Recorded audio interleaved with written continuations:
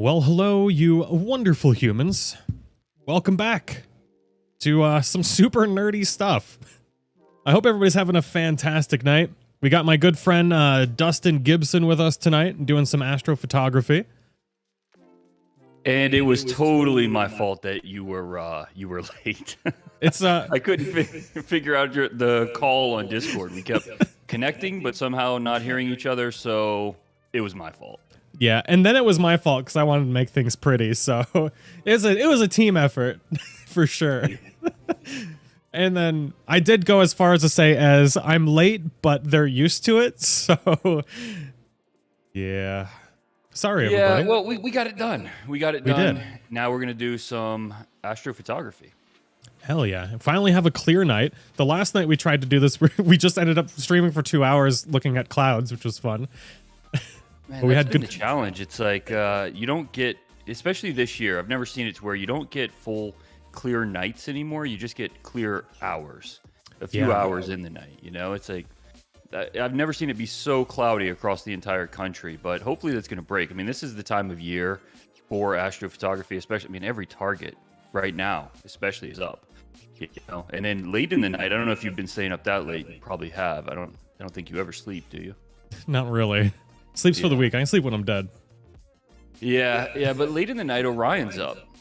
Yeah, this is. So you can grab all. I mean, that entire constellation's full of stuff. Yeah, Orion is.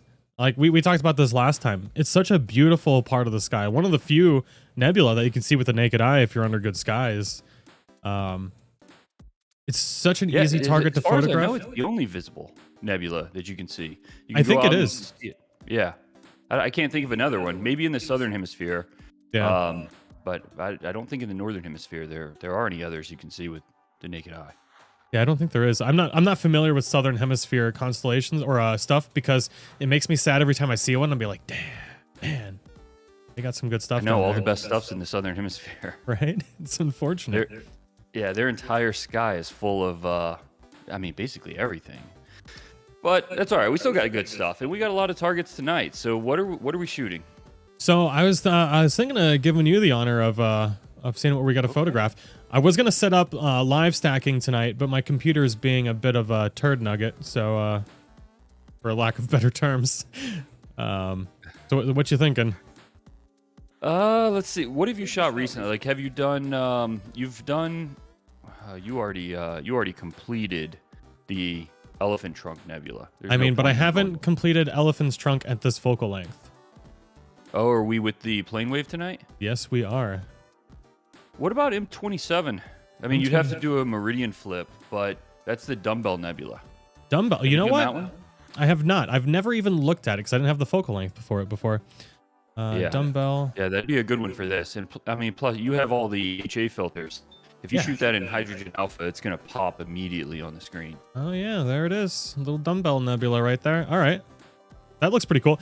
For those of you that are joining now, the handsome gentleman above me is Dustin Gibson.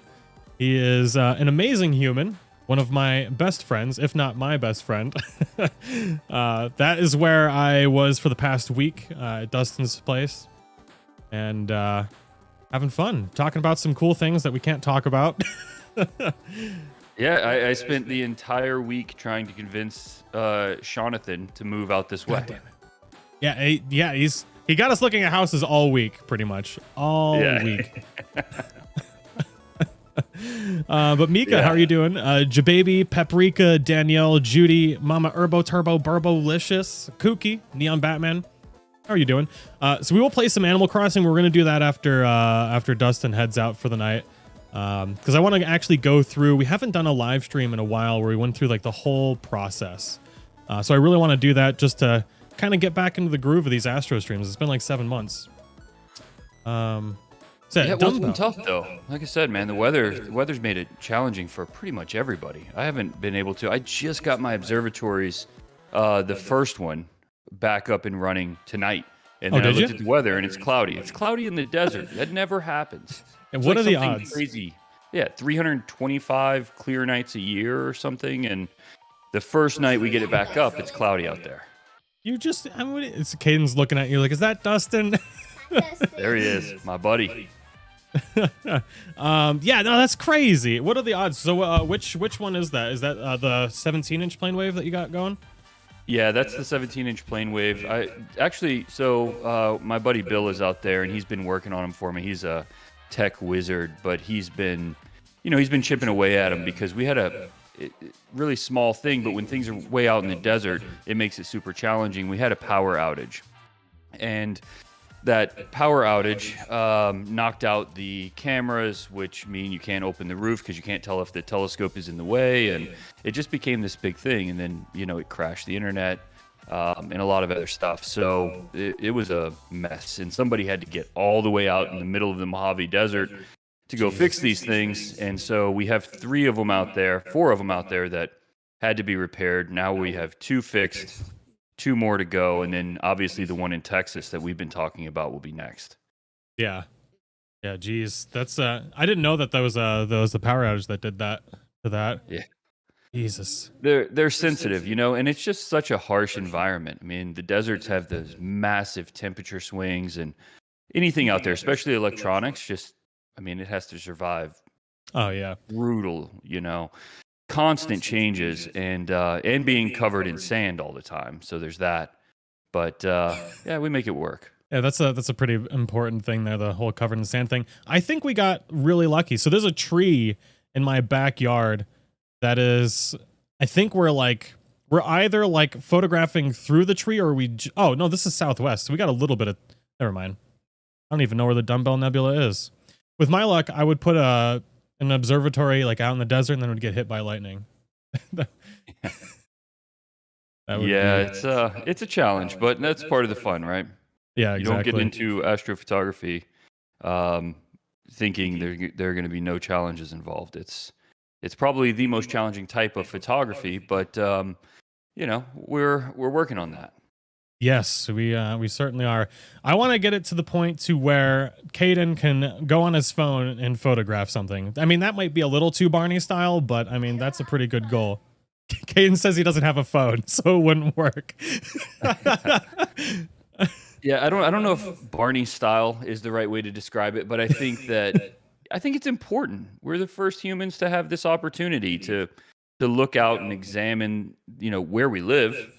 I think it's important that people actually do it and have access to tools that can do it. And it shouldn't be so burdensome to try to just explore, look up. It shouldn't be like, oh man, I want to do it, but there are 6 million challenges between here and there.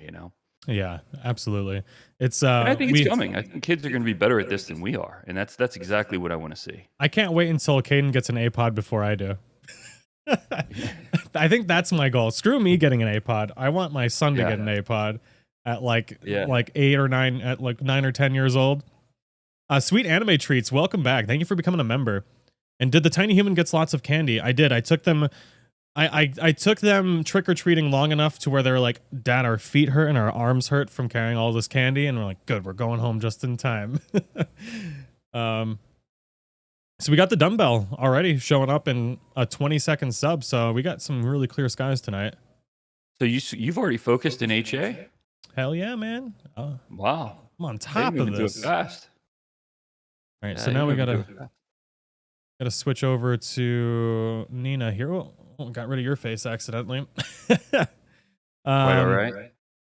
So let's see here. How much do we want to try and get a finish shot tonight, or do we just want to try and collect a good amount of HA data? Well, I mean, that's up to everybody else. That is a good question. Seen this target before, but what would everybody rather see? Brittany says, most challenging type of photography. Have you ever dealt with brides? That's fair. That is a good point. Maybe the most technical type of photography. I mean, the job of astrophotographers is to point a camera. Like, photography is the process of capturing light, right? Like taking generally everyday experience and turning it into artistic expression, which is something I love about it, right? Like, they're the only people, photographers, the only people that can, in fact, stop time. And I love that. They take this moment in time and make artistic expression out of it. But an astrophotographer takes it one level deeper and says, well, I'm also going to go back in time and look at things, millions of years in the past. And I'm going to do it where there is no light. So photography as a whole is about capturing light. So let's point this into the darkest areas of the universe and do exposures for 40 hours trying to figure out what's there. That's what I mean by it being the most challenging. Yeah, it's so my longest integration was the Horsehead Nebula, or not Horsehead, Elephant's Trunk, which is, I think, both of one of our favorite targets each. I put a total of so I think I took about 100 hours worth of data, but I used about 80 of it, which is just you did how many hours? You did 120 on that? Yeah, and I used about 80 of it. Wow. Yeah, but astrophotography is a hobby that pays, it rewards that time on target. Oh, absolutely. Especially with CCD. If you're using a CCD sensor, which at the time I think you were, right? Yeah, yep.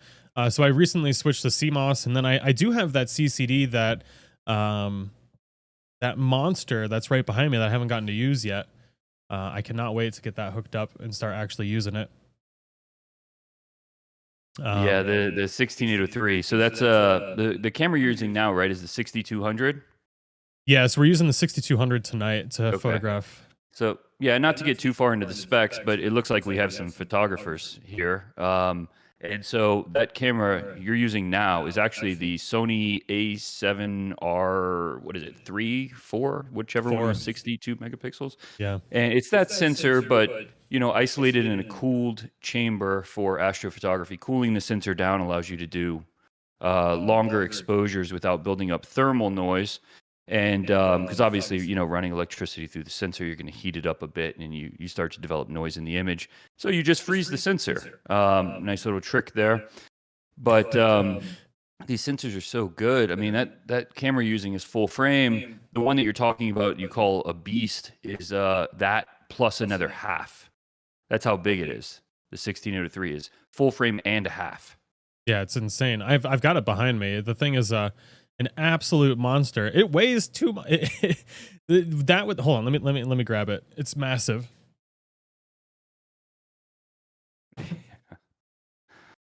Yeah, it's a great camera though.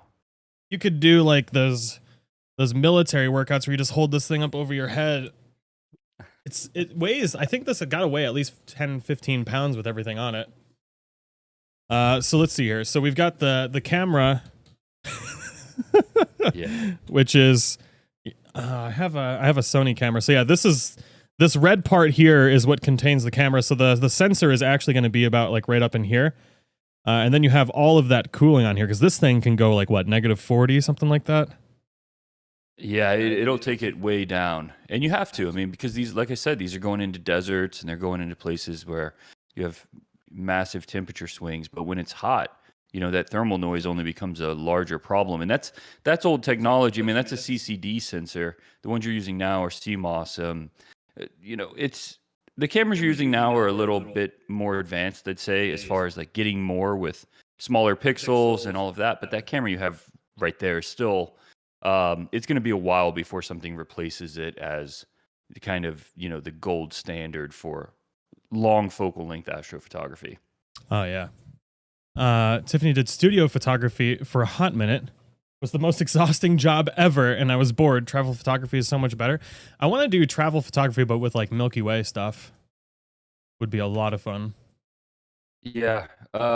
One of my really good friends, he's a travel photographer. He does like stuff for Nat Geo and things like that. His name's Travis Burke. Have you met Travis? I've never met Travis in person. You've talked with him or talked about him a lot. But I've never actually. He's an awesome guy, but yeah, it's exactly that. He got bored with the other stuff too, and just hit the road in his grandmother's van. So nuts. If you haven't seen his work, you should definitely check it out. Travis Burke Photography. He's everywhere. I think you guys probably got 1 million followers on Instagram or something. But he, he does exactly that. He just lives like to travel and share the world with people, and it's the coolest thing. I don't know that I could have lived in a van for multiple years to do it, but he killed it. Yeah. He did great, and it's cool stuff. That is awesome, though. I'm trying right now to get a star in frame. So all the stars for this, they were like at the very edge of the frame. so I couldn't get one in frame to get the mount to work right. I think we got it now though. It's yelling at you. What did it say for best results? Oh yeah, it was saying for best results, I don't know, cry a little bit and then try again later, something like that. Yeah, I thought that's what it said. There we go. We're good now. Yeah. Cool. So how long are these exposures? We're gonna do 5-minute exposures. I set it up to do 100. That might be a little too many. Yeah, so 300 seconds, 5-minute exposures. I think that'll be pretty good to collect some data pretty quickly on this to be able to get something to show. So this only has, it looks like it only has oxygen and hydrogen. So we only have to do O3 and HA.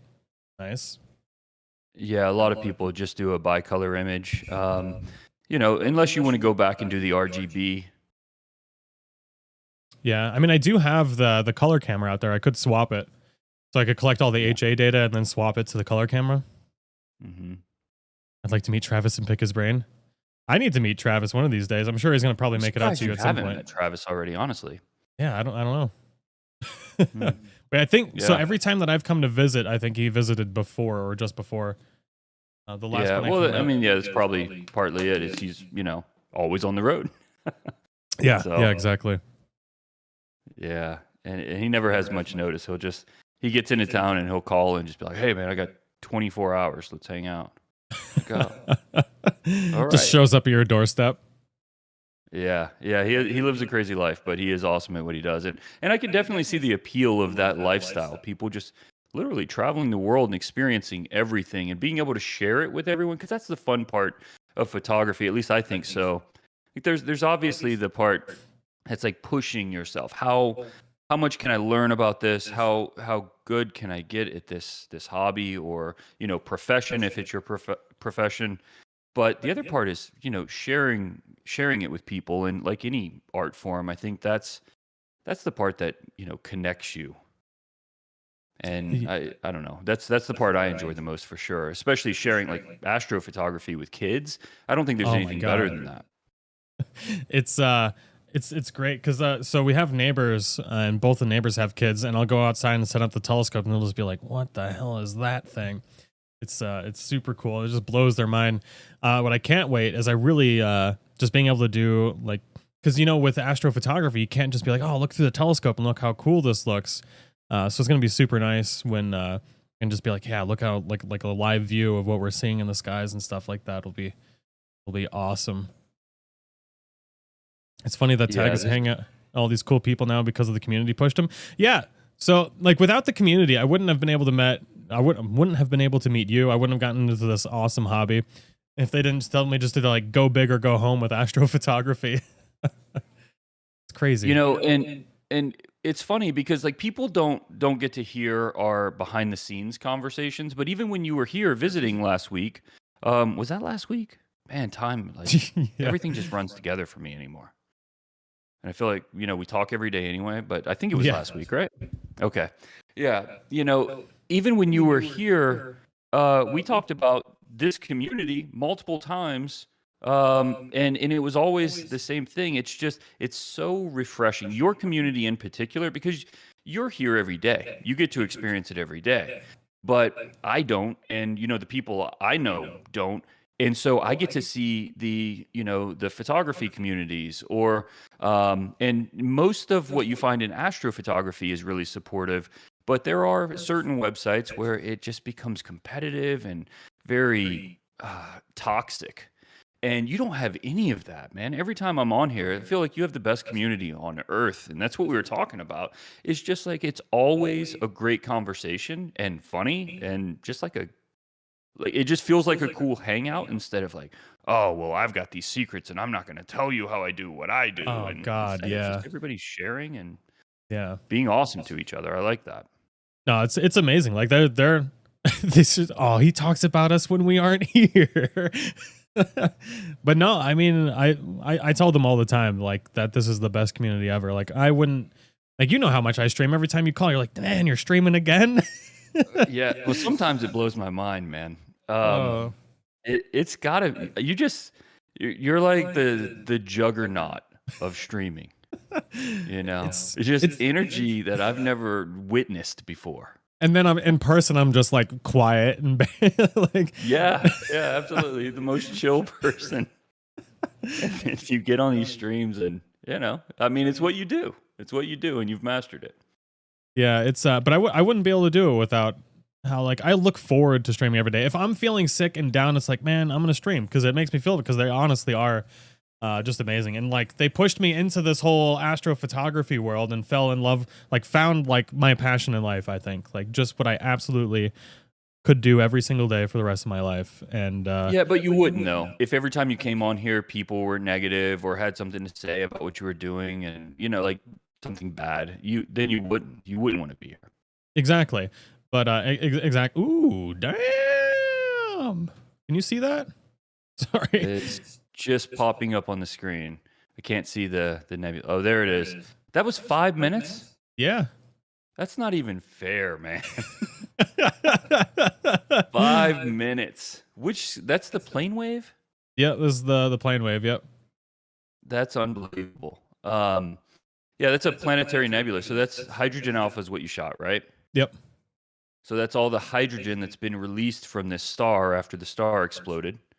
And you can see it, and that's kind of, you can start to tell the shape it's creating and everything. And you see a lot of planetary nebulae with this type of shape or something very similar, generally round. But you'll usually see exactly what you pointed out: hydrogen, oxygen, and then nitrogen. You see a lot of nitrogen in planetary nebulae, but the problem is I think you use 3 nanometer filters, don't you? So I did the smart thing, and I went with 5 nanometer because it keeps that NII in there, that nitrogen. Yeah, so that could be why your signal is so strong, is because you combined hydrogen and nitrogen in that same data. So you're seeing a really strong signal. But yeah, that's amazing. 5 minutes at f8. F8 for the photographers here, you know how slow of a camera lens f8 is. And so, I mean, 5 minutes is nothing. Most of my exposures are 30 to 45 minutes each at f7. Yeah, it's I think I really like living in Texas because when we do get clear skies here, we get really, really like low turbulence and everything too. And I think that plays a little bit of a factor into it. But then also maybe I just get lucky sometimes. I don't know. Yeah, it's also really, really great equipment. I mean, that camera is phenomenal. It's my favorite camera. I mean, I to be fair, I'm only been doing this for a year, but in that year I have used 1, 2, 3, 4, 5 different cameras, ranging from relatively inexpensive to really expensive. But I absolutely love it. Except for right now, I don't know if I zoom in on this. Can you see those little spots there? Little artifacts around the stars? No, so that's something that happens with the sensor every once in a while, and I only just started noticing it in some of the subs. But what I have to do is if I disconnect it and reconnect it, they go away. So I don't know if it's something to do with when if it cools too fast or something like that. And it's something to do with I forget what they call that. Do you have it set to read out quickly or to read out fully? I don't even know, to be honest with you in here. I think it's just I don't even know. It's only like the 3rd time that it's ever happened, but it's a little concerning. So I wonder if it's saved that way in the actual file, or if it's just showing you that in the live interpretation of it, because that's auto stacked, right? So no, this is not auto stacked. That's auto stretched. Yeah, it is auto stretched. I could probably pull it into PixInsight and see. Zed, thank you for the 50. Much love to Tag and his community. Without y'all, we'd be much more insane and grouchy. Likewise. I'm just recooling the camera right now and see if that Look at all the stars in the background too, man. That is an incredible sensor. And it's so amazing to me that like everything you see in this image is in one galaxy. Like this nebulae, all the nebulae you take pictures of, unless you get little tiny faint red nebulae in something like the Andromeda galaxy, every picture you take is in the Milky Way galaxy. And you think about how many targets there are. You could spend every day the rest of your life, and just take pictures of things in our own galaxy, and then there are what, hundreds of billions of other galaxies. Yeah, it's insane. We could probably see hints of galaxies in this photo. Oh no, because I'm shooting HA. I wouldn't be able to see them. Yeah, it'd be tough with HA. Yeah. Uh-oh, chat died. I can see y'all chatting.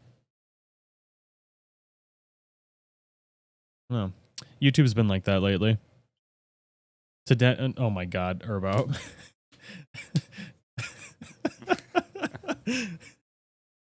Mama Urbo Burbo Turbolicious. That's a phenomenal name. It's good to see you. I gave her that name. Did you? Yep. And how did we come up with this name? I don't know. It was like almost 2 years ago now. Crazy how time flies. Good, chat's fine. We were quiet. Well, perk up. What do y'all want to see tonight? Okay, so chat, do we want to finish this object tonight, or do we want to just try and collect as much hydrogen data, which is the detailed data? Although this is going to have really good oxygen signal too, so both are going to be pretty nice to look at. You said her name to one of the Mario game songs. Was that what it was? Oh yeah, Urbo Turbo Burbo. You know how the Mario song goes? Donna Donna Donna. So it was Urbo Turbo Burbo. That's a good way for the name. You know, that's a good place for the name to come from for sure. Yeah. We should definitely just go ahead and apologize in advance for, like, this is going to get way down like the nerdy rabbit hole of conversation. Yeah, absolutely. For sure. So this will fulfill your nerd requirements for like the whole week. Definitely. So if you have like a quota you need to fill, this will fill it. Spent this much time nerding out and just times it by like 5 during one of these. Yeah. Yeah, but happy to talk about the nerdy stuff though. So you have nerdy questions about space. This is where they belong. Yeah, exactly. Yeah, does anybody have any questions out there that they want answered about space or astrophotography or really anything? That's why we're here. I used to title the streams like Nerds Only or Nerds Unite or something like that. I should probably go back to doing that. That was fun. Long time. Empoleon, what's going on? How have you been? I got Turbo Burbo from Among Us when we did Zoomies, and you called me Turbo instead of Urbo. That's right. Then it became a thing with Mario song. Yeah. Yep. It's evolved over time. Has evolved over time. All right. I think I got the camera cooled again. Yeah.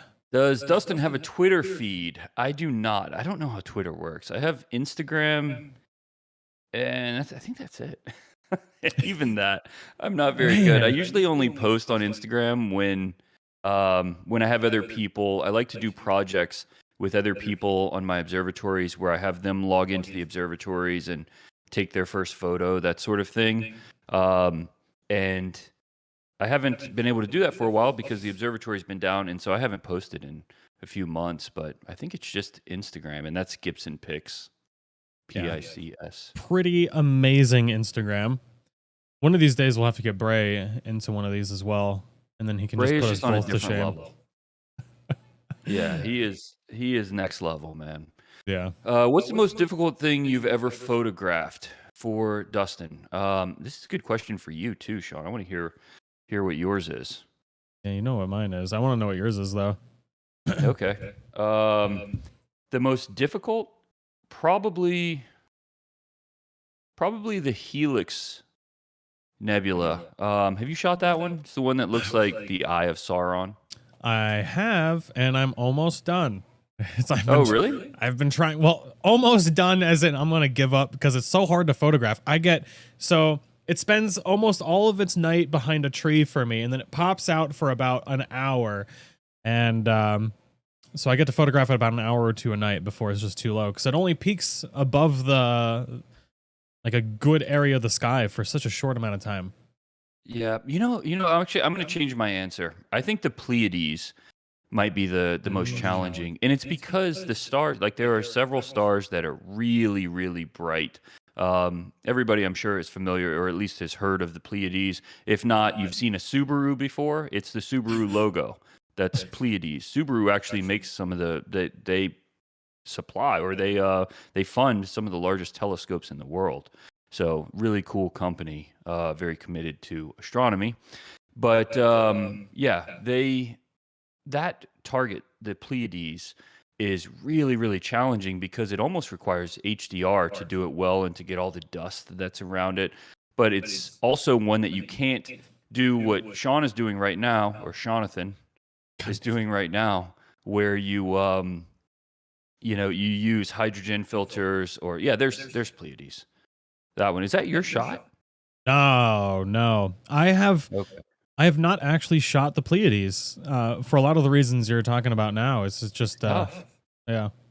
It's tough. Yeah, you have to shoot it in red, green, and blue filters. You can't use which means you have to be in a dark sky, because the narrowband filters, the ones we're talking about, again, here's that rabbit hole I was describing. But the narrowband filters basically take red, green, and blue, and then they take out a really narrow sliver of them, which is, hence the name narrowband, and it cuts out everything else. So like red, for instance, you could take out hydrogen, and then you would just have something like, with Sean's filters, 5 nanometers, which would be, I don't know, roughly what, 1,000th the width of a human hair, something like that.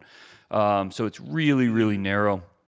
And that cuts out all the light pollution, all that other stuff, but it also isolates only what's coming from space. So, hydrogen's super abundant in space. Obviously, it's abundant everywhere. Simplest element. That's why it's number 1 on the periodic table. But, what Sean is doing right now, he's pointing through all the light pollution, everything, just isolating hydrogen. And he can skip past the street lamps, the cars driving by, everything else, because his filter's only letting that hydrogen come through, which is only coming from space. So he can find his target. But without being able to do that on targets like the Pleiades, these blue targets, it's really, really challenging. You really have to be in a dark sky, and it makes it a lot more difficult. Yeah, the next time I go to a dark sky site is probably when I'm going to do it. 'Cause I can photograph RGB here, but there's just so much light pollution because of that gradient that I just hate editing it. And I give up. So this is the Helix. This was the one that you were saying that was going to be your first most difficult object. It's just such a cool part of the sky. Do you have Pleiades here somewhere? Probably somewhere.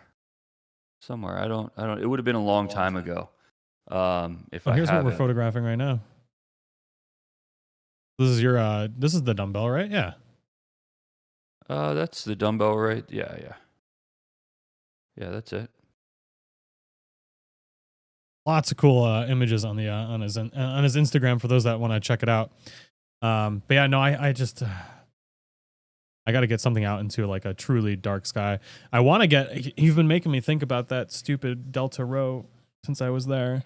I want. Well, I mean, these same exposures that you're doing right now. So that's f3. Your telescope right now is f8. So what do we have? We have f4, 5.6, and then f8. So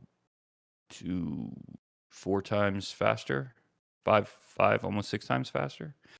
So your exposures would be very short. What is that? Roughly 30 seconds or something. Yeah, they would. That's insane to think about. That's a crazy amount of data in 30 seconds. Yeah, that'd be absolutely insane.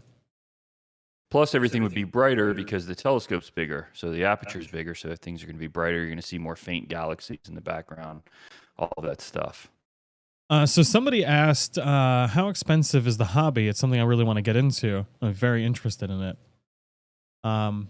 That's a multi-layered question, I think. It can be as expensive as you want it to be, but also can be relatively inexpensive to get into if you just want to start. There's a lot of different levels to it. To do what I'm doing, it's pretty expensive, to photograph something this far away. But to get into it, I mean, that's one of the goals that we've been talking about, is getting it more entry level friendly. If you have a camera with a long focal length with even at maybe 80, you could start doing some really wide field stuff, which actually looks really beautiful. So you can really start with a camera and then getting a mount like the Skywatcher Star Adventurer, which is what I use for my Milky Way photography. And so if you already have a camera, then those are what, $400? Yeah, about $400, and that's the tracking mount, so it keeps the stars from moving as you're taking a long exposure. Yeah. So really the expensive bit as you go along is mounts that can carry more weights, and then larger focal length telescopes with like a large aperture that can take in a lot of light all at once. And then you can get really into cameras, but like a good system you can get for about $1,000 to $2,000, which in the realm of photography is relatively inexpensive. Like a good lens for a camera is $2,000 alone. Right. Yeah, but for absolutely. but for about $2,000, you're photographing. You're photographing. You become a time traveler. You're photographing things thousands of light years away that most of the world doesn't even know exist. They don't even know it's there. You're photographing something different. You're not taking photos of like trees outside and stuff. You're photographing potentially other civilizations way out there. Like if you're photographing other galaxies, like we don't even know. Yeah. So how far away is this the Dumbbell Nebula? I'm sure we can figure that out. Yeah. So Dumbbell Nebula is, it's actually, you know what? Well, so it's a planetary nebula, so it's small. So it's 1,360 light years away. And that sounds, compared to most of the stuff we take pictures of, that sounds like it's right next door.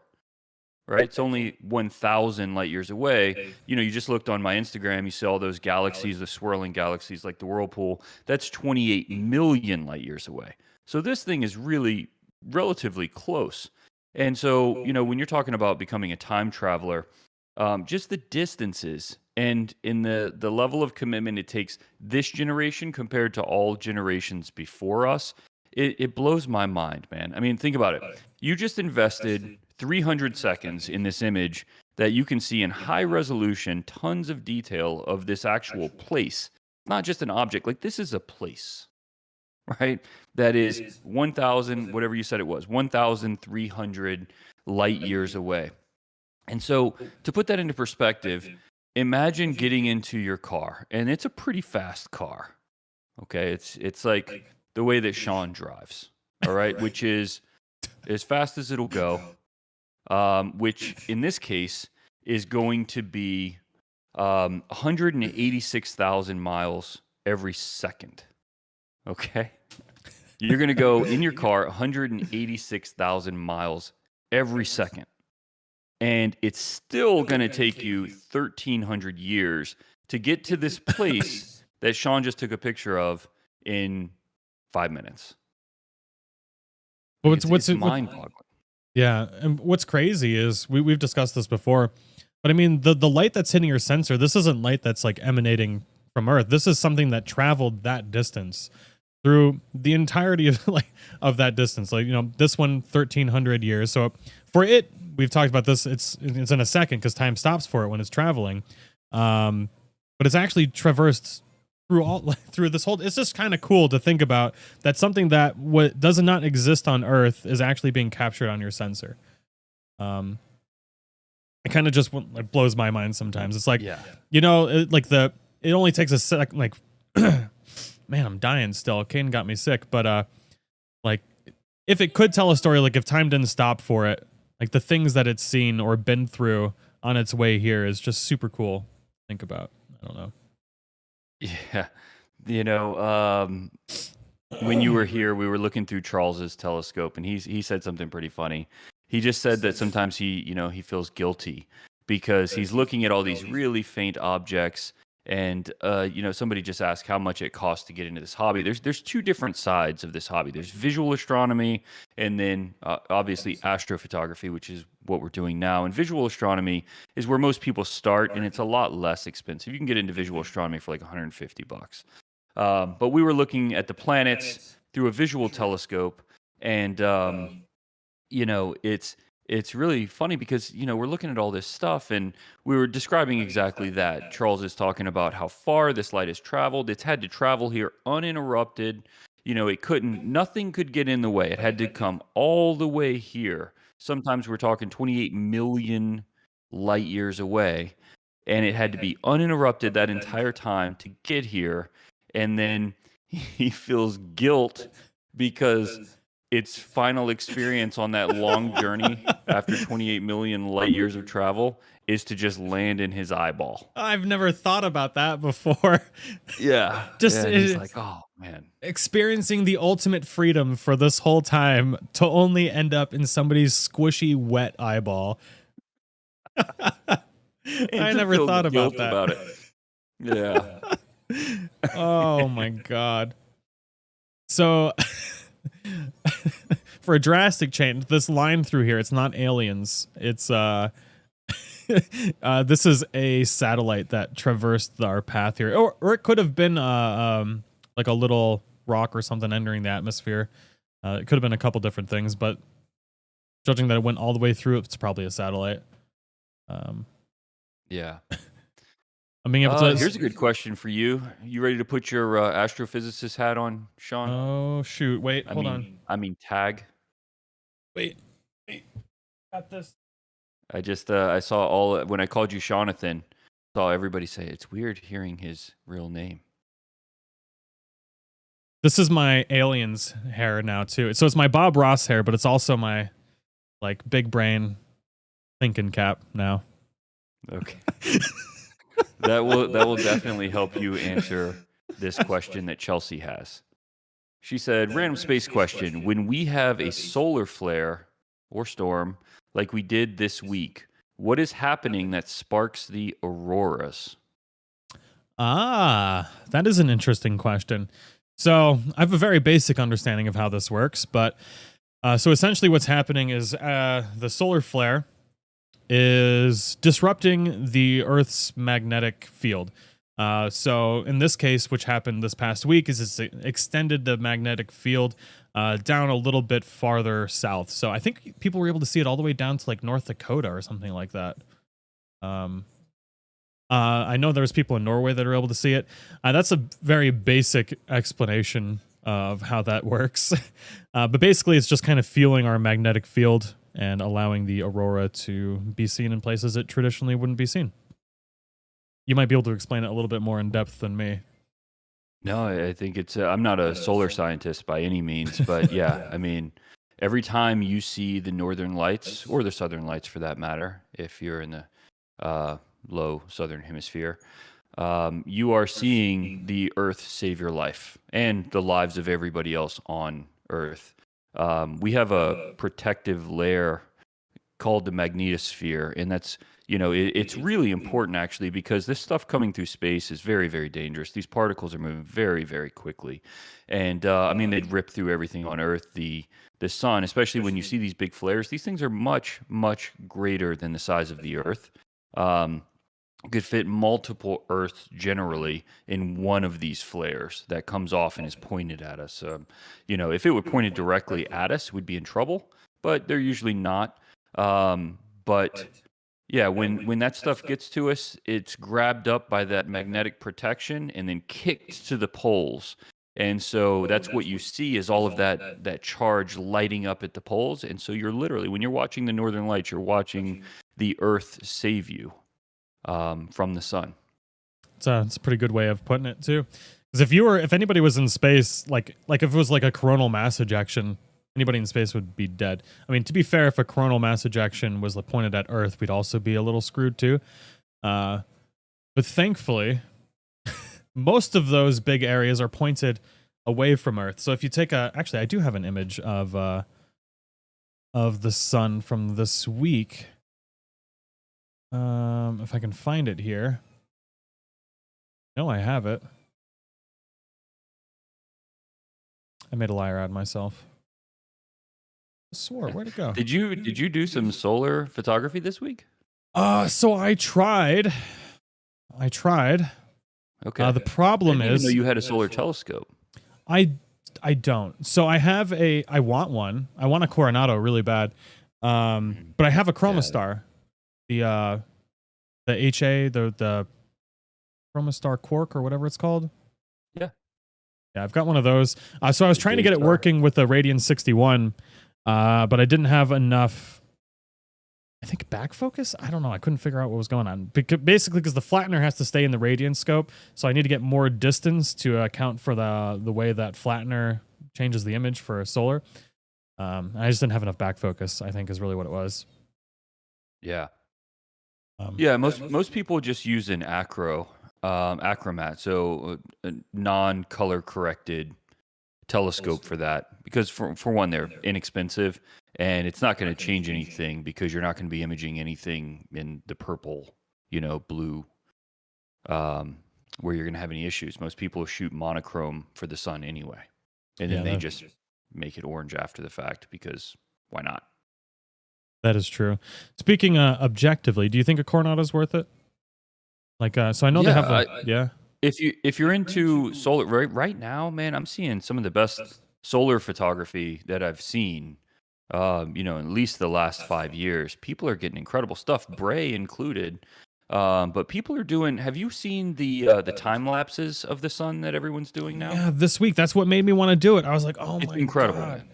So I set up my scope to do solar last year, and I set up the Skywatcher 150, but the sun was so boring. It wasn't doing anything. It was just like, I'm the sun. I'm sitting here. I'm just chilling. Tag's looking at me. I'm not going to have anything. It was still really cool to look at, though, because it feels like you're kind of doing something wrong because you're told your whole life not to look at the sun. And we're pointing a telescope that would burn your eyes out right at it. Yeah, exactly.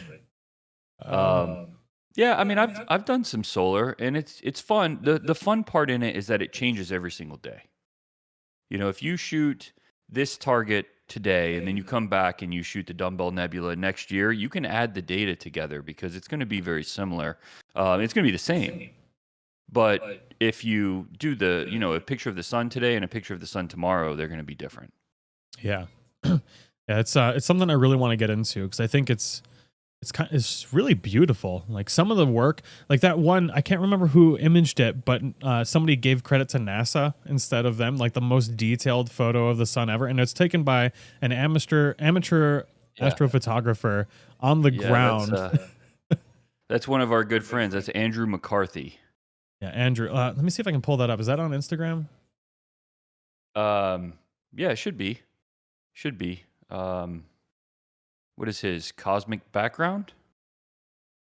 Cosmic. I think that's his Instagram name. What's the furthest and most beautiful planet you've photographed?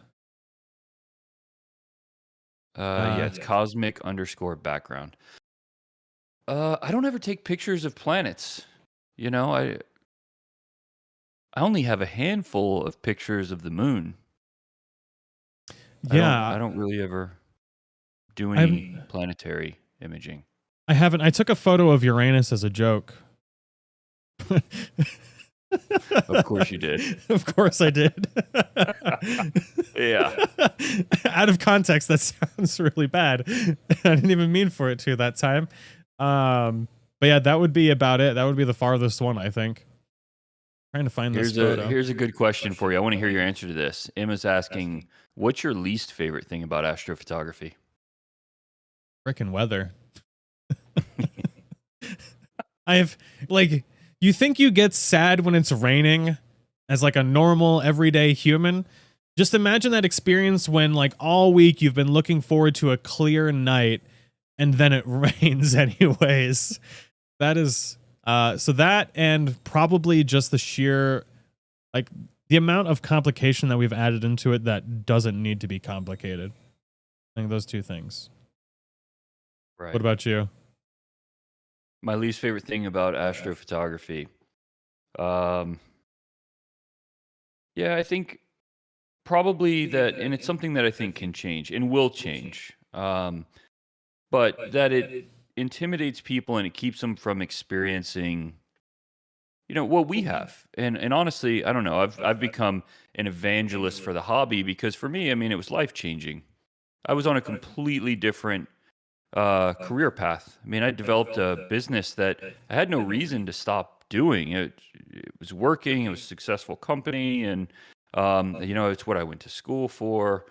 I had invested a lot of time. It's that whole thing. It's like, well, I'm this far in now. I might as well stay. But I don't think anything else could have gotten me out of it other than looking through a telescope. But when something switches when you look through a telescope and you realize like this stuff has been above me every single night my entire life. Like I'm only experiencing half of the universe around me. I'm only experiencing the daytime universe that I live in.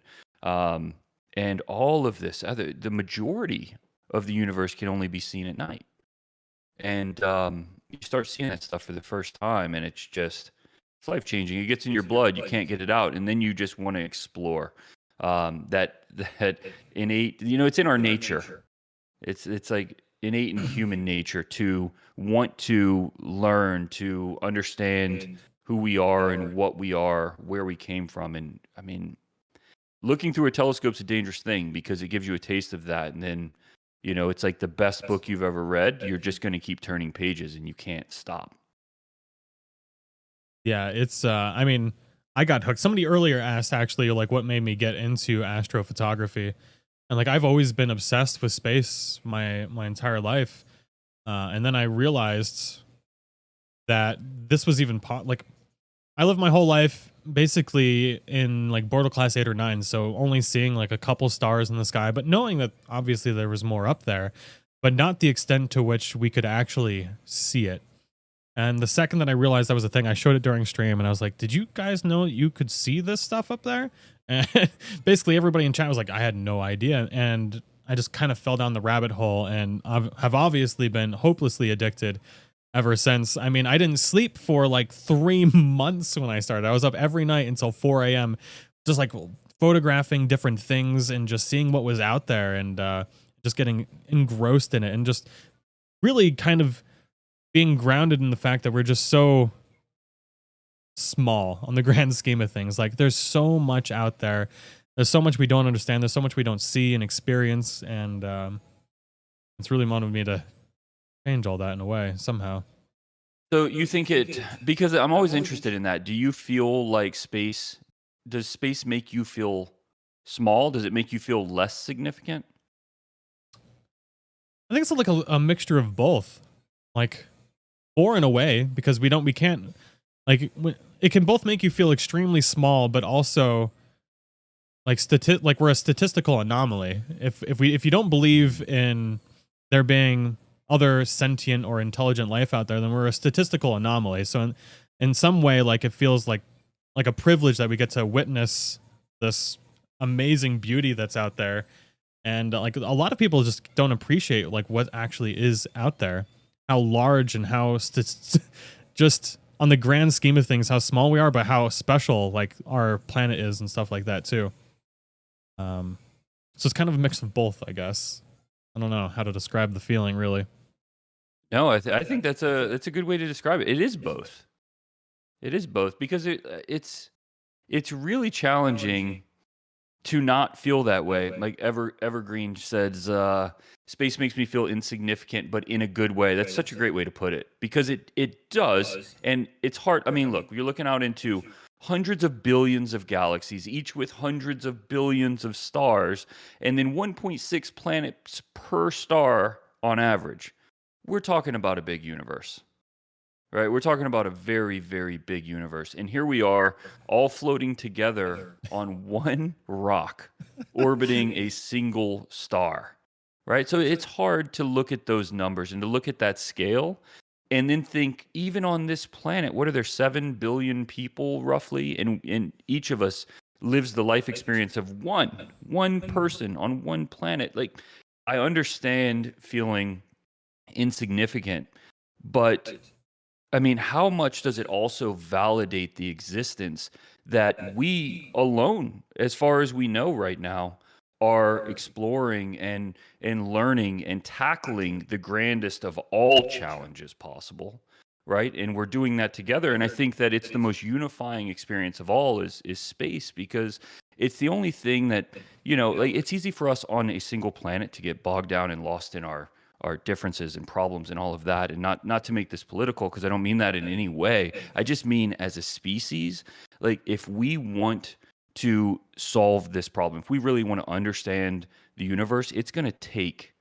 everything humanity has, all of the energy, all of the effort, all of the capacity, and the differences and people to think and really tackle this challenge, it's going to take all of the processing power we have as a species to do it.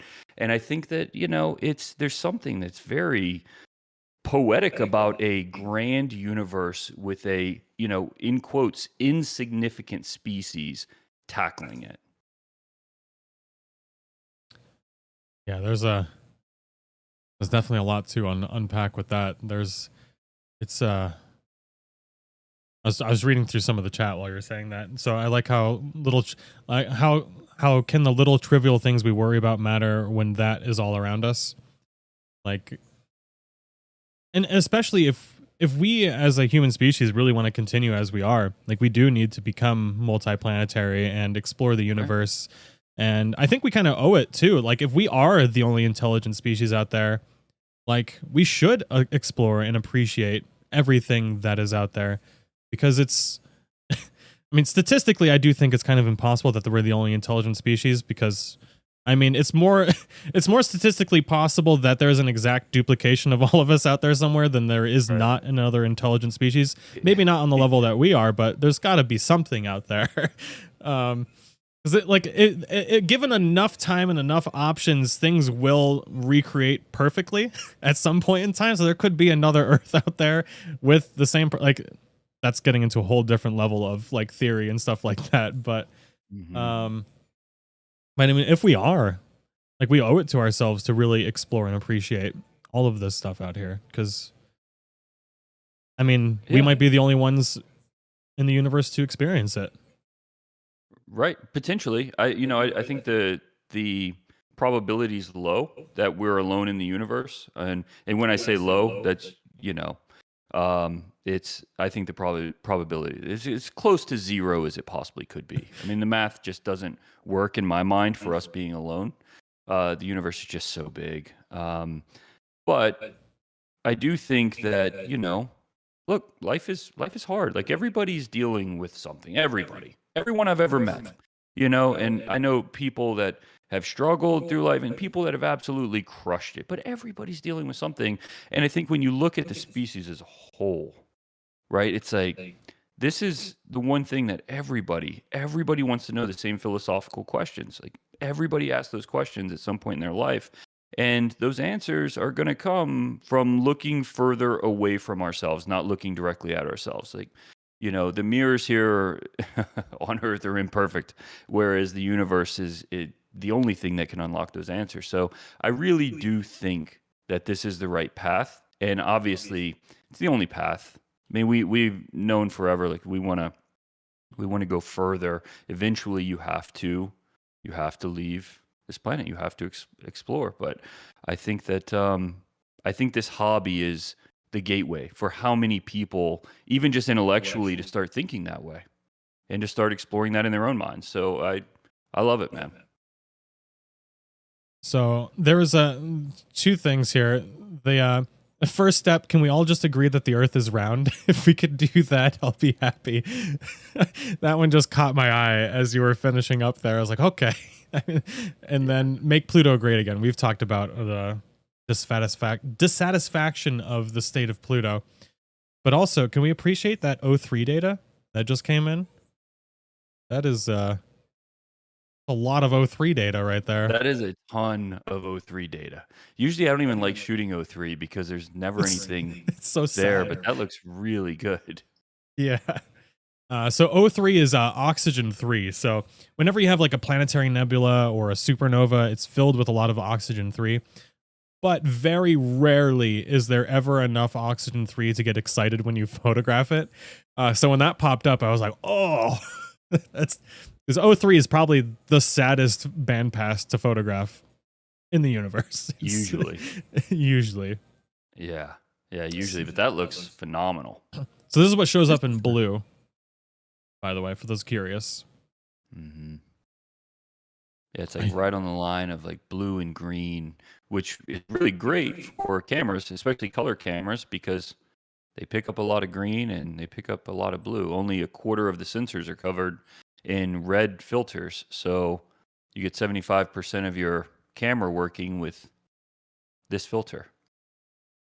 Yeah, that's why I get very sad. Like, I started photographing in narrowband. So when I photograph in color, I get very, very sad because you're losing like a quarter or a third of the data as you're photographing it, and then you're just I don't know. I'm not a fan. I know it's good for a lot of people though, but I like my narrowband. Let me see. Sorry, a question was missed earlier. I have a decent telescope. Hadn't realized this kind of photography was accessible at home. I have a Canon 70D EOS. Would it work? Absolutely. That is more than enough. You could do everything that we're doing here with that camera. That's a great camera. Yeah, so this was the mount that I was talking about. This is the Skywatcher Star Adventurer Pro. So this is what I use for all of my Milky Way photography. But it can also be used for deep sky photography as well. So it comes with you can put any, I can't say any camera, because if you put a large lens on that, it might get too heavy.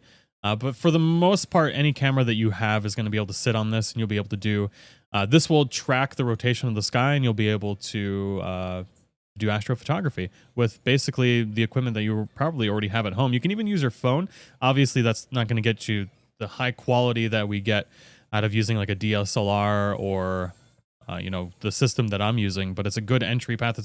It's relatively inexpensive on the grand scheme of photography, but it's also multi-use because you can so this will cover you for deep sky imaging, but also for imaging Milky Way stuff, which is honestly one of my favorite things that I got into last year. It's a really good multi-purpose piece of equipment. Yeah, if people are just looking to get into astronomy as a whole, I generally recommend that people start with visual first because, like I said, it's a lot less expensive. You can get in for like $150 with like a full package. Oh yeah, for speaking that of which, kind of price.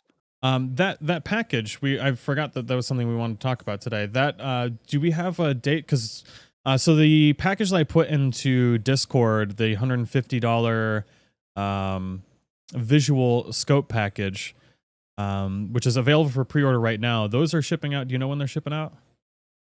Yeah, so all we're waiting on, they're right. I mean, obviously the company is in San Diego, and those are in the port in LA, so it'll be any day now that they arrive. Things have just been backed up at the ports, but those will be ready to go. And the people that have already purchased it, if the question is like when will they be getting them, the second they hit our dock, they'll be out the same day. So I expect those to go out this week. Nice, that's awesome. Those, I know a lot those of kits will very likely be going out this week. It's just right now there's kind of a mess in the ports in LA, so that's the only thing that's been delaying it. But yeah, I fully expect those to go out this week. Awesome. I need to pick one up for the kids as well. So somebody was asking what this is. Was this a supernova or so? Planetary nebula, they're more often than not a star similar to ours, right? That has gone through, because our star is going to go through an evolutionary process in about 4 billion years, where it's going to grow into. So right now it's just I forget what they call our sun. It's just a yellow. So anyways, I can't remember what they call what our sun is. Yeah, right I hope now. you're not asking me. I don't know much about. Usually I'm really good about remembering these things, but eventually in Yeah. about 4 billion years, our sun is going to expand into a red giant, and it's actually going to completely consume most of the inner planets to include Earth. So if we're still here in 4 billion years, then we're done if we haven't found another planet to live on by then. It's going to get uncomfortable. It's going to get hot real quick. Yeah. Real quick. It's going to be a little less comfortable. But towards the end of that life cycle, in about 4 billion years, it's going to shed that outer layer, which creates a planetary nebula, which is what we're seeing here. So this is like way far into that evolutionary process where it's shedding those outer layers. And if we zoom into this, similar to the Helix Nebula, you're going to see a star right at the center. And that is what's called a white dwarf. So that right there is what's left over after shedding this entire outer layer. So that's all hydrogen, oxygen, nitrogen, getting blasted into space and destroying everything around it, making a really, really cool thing to photograph. Not a pleasant thing to be inside of, though. And then, so yeah, no, you really want to try to not be inside of the sun if you can avoid it. Yeah, if it's something to be avoided at all costs. But yeah, our sun will do this in about 4 billion years. So eventually, maybe we'll be photographing this on another planet somewhere, hopefully far away. And then it'll turn into a white dwarf. And maybe but in those days leading up to it, solar photography is going to get super easy. Oh yeah, people would be outside with just a normal little camera and just be like, well, I'm gonna die in a couple days. Might as well document the process. These are the nerdiest jokes, man. Oh my god. It's Halloween right now. This is the best way to spend Halloween. I've got the candy out there, and it's I mean, I think all the trick or treating really, though, honestly, happened yesterday. But this is a good way, and Halloween's my favorite holiday by far. I love Halloween. I was super excited to take the kids out trick or treating today. It's the best holiday for me. Ashley loves it. I think Ashley is still outside. What she likes to do is not just give the candy away. She makes them do tricks. So like she's like hop on one foot or something like that for the candy. She's having fun with it right now. Somebody it is. Oh, go ahead. Go ahead. I was just gonna say, like, I don't know. I think it's always been my favorite. I like fall in general, but Halloween just feels like I don't know, man. Even when I was in like grade school, going to school, like everything just felt fun. I don't like the gory side. I don't like seeing I'm not into like horror movies and stuff. But just the fun when you're a kid, like Halloween is so magical, And I think honestly, even as an adult, I don't know how there can be a better holiday than Halloween, especially for kids. Like so many people stand against Halloween, and I'm like, well, let's think about what it really is, right? We're gonna take kids and we're gonna say this one day a year, we're gonna celebrate you looking as different as possible. Right? We're going to encourage you and reward you for being brave enough to walk up to other people that look as different as possible. And when you do that and you talk to this person who looks different, they're going to reward you with candy. Like, how does it get any better than that? I feel like it's a pretty good message. I never thought about it like that. But I know the kids are definitely, I think they might have eaten enough candy. They're both sitting on the couch right next to me. I think one's passed out from a sugar coma. The other one's still squirming a little bit. But no, I absolutely love Halloween. It's that's fun. There was two questions here. Yeah, that I wanted to cover before I lose them in the chat. So Sage asked, I have a Nikon D5600 and a 70 to 300 millimeter lens. Could I use that? What else would I use to get started? And this tails into the next question, which is, can you use a DSLR with a simple refractor telescope? Yes, you can. That is actually something that Dustin has solved pretty readily. It's something that you guys have been working a lot on, is making astrophotography more accessible and easier to get into. And if you do want to upgrade from a DSLR to actually using a telescope that's built for imaging, then you can upgrade to something like this. This is actually what I have. I don't have it up here. It's downstairs. But this is the Radian Raptor, or Radian 61, which is actually, I didn't realize it was f4.5. This thing collects light like a monster. Yeah, and, it's fast. And it's going to be cheaper than your average camera lens too. Significantly cheaper. Yeah, at that f ratio and that much aperture. I mean, you'd be spending $3,000 on a camera lens. Yeah, so this has a focal length of 275 millimeters at f4.5, which is pretty good. It collects a lot of light. So this is going to be the thing. You can put this on any DSLR. And then not only that, but when you want to upgrade to a main like actual imaging camera, then you can put an actual astrophotography imaging camera on here too. You can autofocus, or you can basically, this is a really good stepping stone for getting deep into astrophotography at a relatively low price point. And for those of you that are joining in now, this is actually a photo that we are taking live of the Dumbbell Nebula. This is a planetary nebula, so it's relatively close, 1,300 light years away. And we're photographing this live. We're going to make this a color image before the end of the night, actually, too. Super cool. I don't know if Dustin will make it that long, but... Probably got a good 10 minutes. Yeah, I was going to say. Me. My mornings start early, so it hit a wall pretty early as well. Yeah, you wake up at 5:30. He was like, "You gonna wake up at 5:30 tomorrow to join me for a workout?" I'm like, "Hell no, man."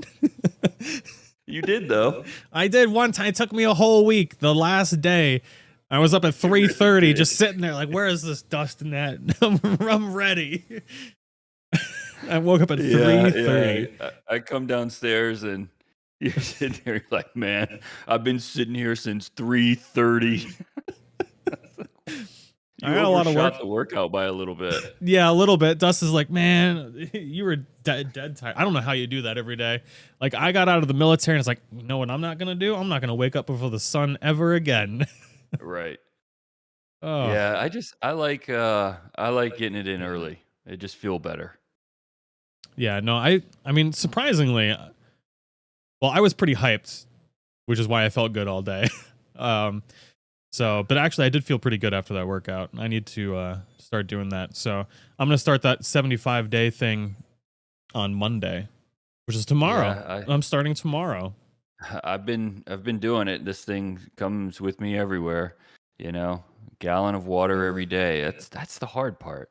The rest of it's easy. Yeah.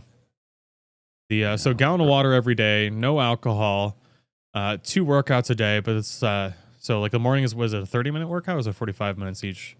It's 2 45-minute workouts a day, 1 gallon of water, 10 pages of nonfiction reading, which is, the easy part. 10 pages is like what, 10 minutes, 5 minutes. So that part's really easy. But then also you can't have any cheat meals and no alcohol for 75 days. And then you have to follow a diet, any diet that you want.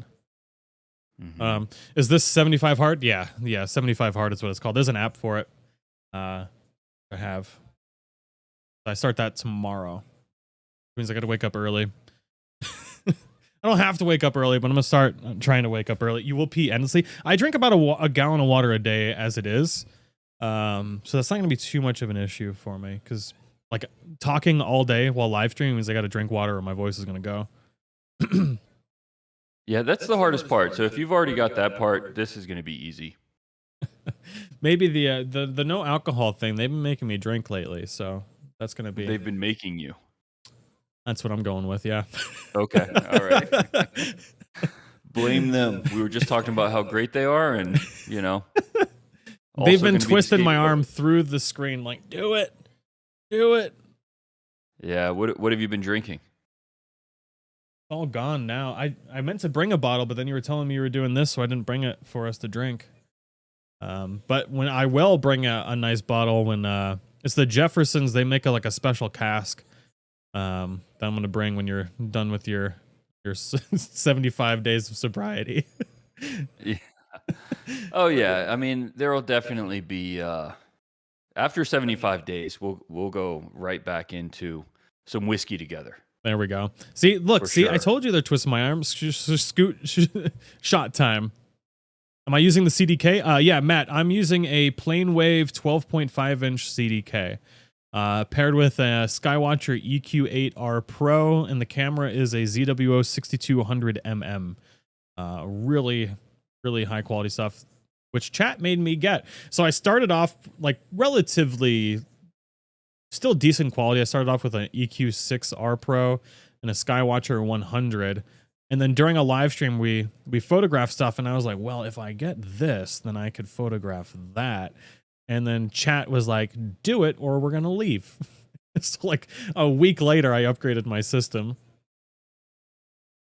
Just That's crazy. how you know they care. They led you the right direction. One of the local orchards makes a brilliant apple brandy. Oh. Sounds good. Sounds a little sweet, though. Quit blaming chat for everything. I don't think that sounds. If I tough. blame chat for everything, then I don't have to account for my actions, and that's a much easier way to live. Oh, let's see. So we're doing pretty good on this data here. This is actually been really nice. I think we're gonna be actually running out of time on where it is in the sky, though. Yeah. Well, I mean, that's the beauty in astrophotography, right? Is you can pick this up where you leave off, so you don't have to finish it tonight. I mean, you're getting really, really solid data.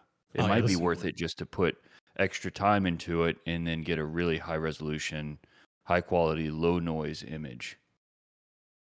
Yeah, it's gonna be. I'll process it tonight so that way they can see what it looks like. But I'm probably gonna finish this one because I can use this as my early target during the night, because then that allows me to photograph the helix right after it, because the helix will peek out from the tree, and I can photograph the helix, and then there's like 100 other targets that I can choose from after that, which is like one of the great things. Because like I spent like 6 months photographing everything I could in the sky, and I photographed like a fraction of what's out there. Especially at the focal length that I have now too. I can get like up close and personal with stuff now. Are you going to redo the Horsehead Nebula this year? Yes, I am. And I'm going. So am I. Yeah, it's something that I do every year. That and the Rosette every single year. Rosette, I love. I never even finished the Rosette. I collected a lot of data on it, but I never really edited it. So this year, I'm gonna probably put another 60 hours into the Rosette and combine both of those from last year and this year, and just. Yeah, we'll have to work on something together this year. Although you have a 17-inch and I have a 12.5, which if we pick the right target, we should be fine. Yeah, definitely. Yeah. Definitely. I mean, we'll make it work. Plus, we got to get yours out into the dark skies. Yeah, I might have to. I don't know if it would be worth putting a Delta Row out in dark skies. Do you think it would? Or should I put I mean, because you'll still want to shoot RGB out there.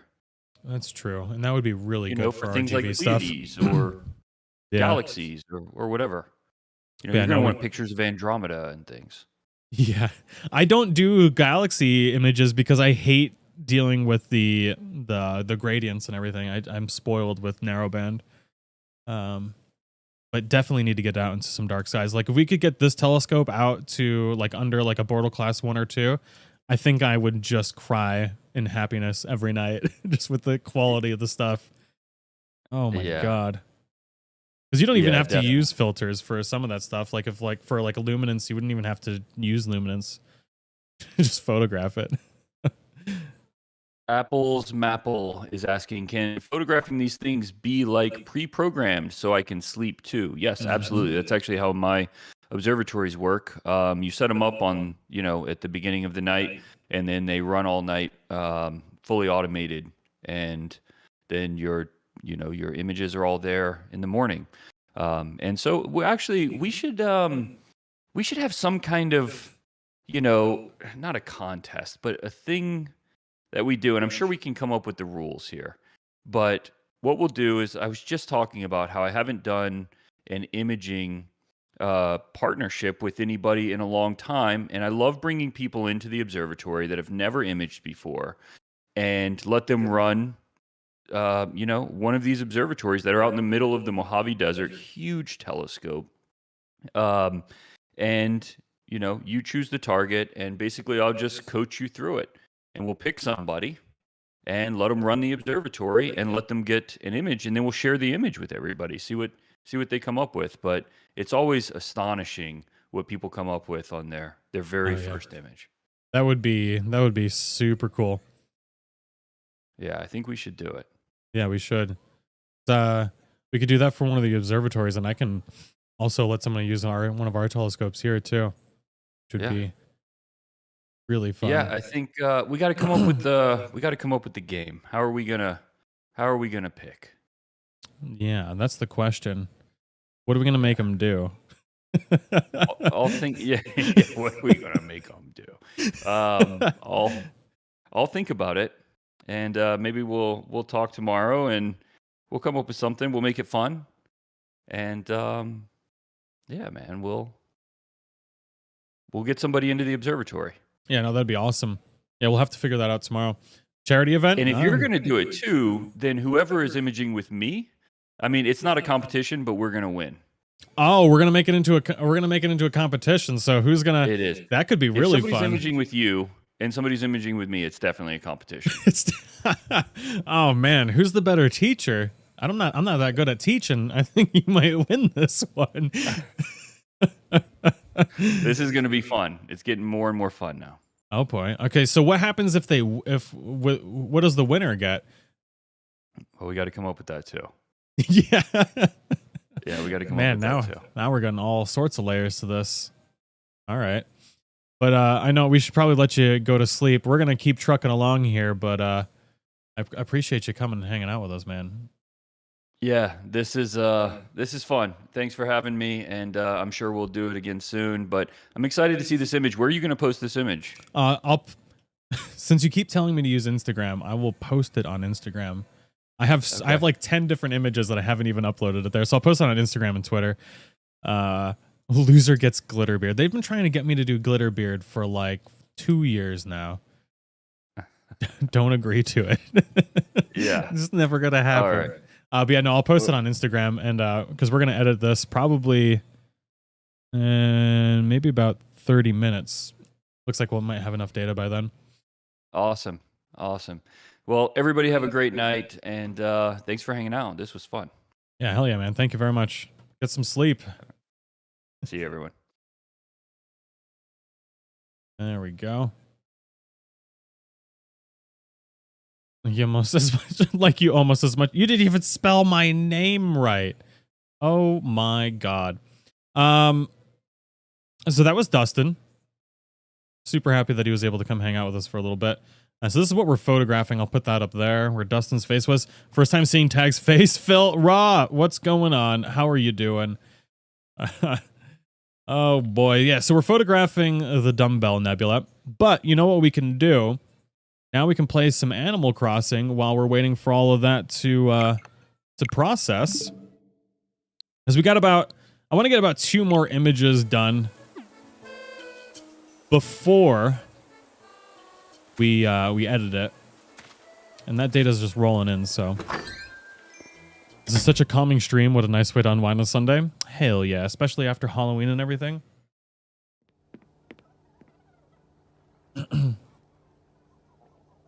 You turn into a nerdy nerd with Dustin? I am a nerd.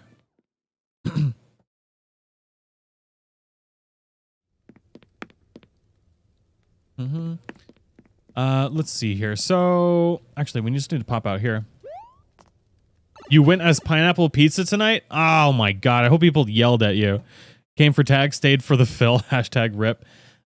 Phil. Good old Phil. What time is it? 9:15. Actually, you know what? This, how far away are we in this image? We'll get a couple more shots. You're gonna have to sleep soon too? Viva la resistance! You can sleep when you're dead. There we go. I said one serious question. I was ignored. I don't believe you, Urbo. I don't believe you. Admit it, we're all nerds here. Oh no, I canceled the trade. Oh my god. Everly, what are you doing? Leave him alone. Sorry, my cousin is... That's not a real name.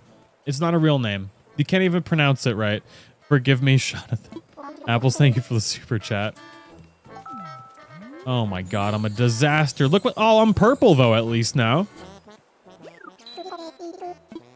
See, I knew it wasn't a serious question, Urbo. I knew it. I knew it.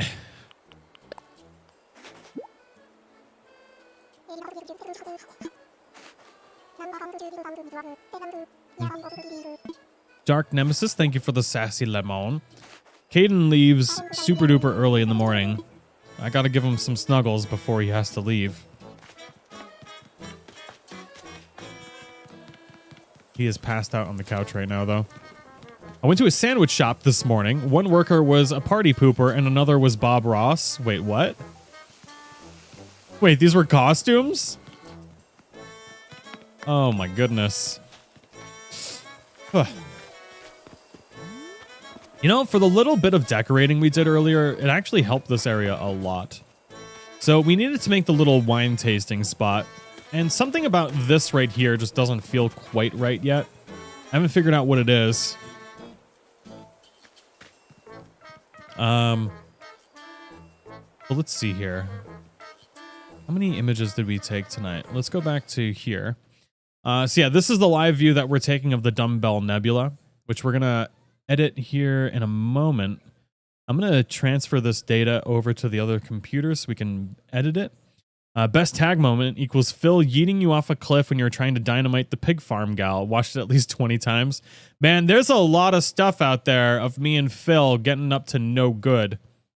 That that is quite interesting. I've been wanting to play Red Dead again a lot. It's 1, 2, 3. Oh, we did not take nearly as many shots in hydrogen as I anticipated. But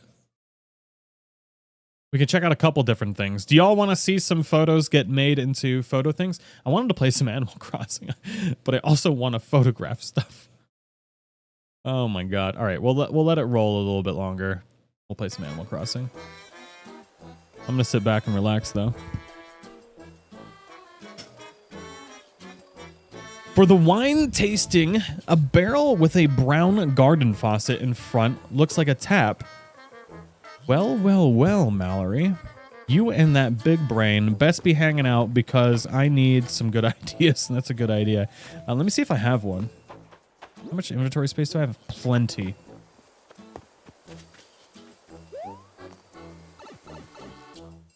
How am I feeling about the longevity of New World? So, despite its issues, I have been craving to play New World all week. Unfortunately, I've been gone. I do know that there's a lot of issues with New World. I think that those will get resolved. I really hope they do, because I quite love the game. We have a pretty big community that is playing New World, and I'm actually really sad that I have not been able to play it, because I really like it. But I haven't gotten to experience a lot of the endgame stuff, so I guess I really need to kind of get it. Oh, well, all the endgame stuff was broken, so I couldn't experience it, which is part of the problem.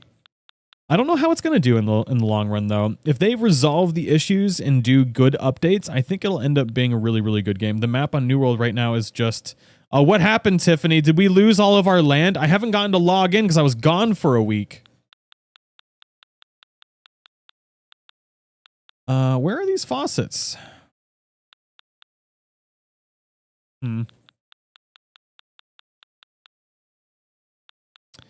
Where do we want to put a butter churn somewhere? So we have that water pump, but we need, actually, you know what? I've been saying we need to put a water pump and a bucket down. I've picked this water pump.